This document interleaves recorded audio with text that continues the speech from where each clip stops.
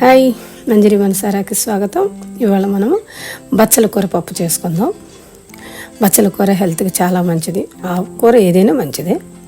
1 cup పప్పు తీసుకున్నా, దాన్ని కడిగి 1కి నేను 3 వేసాను వాటర్.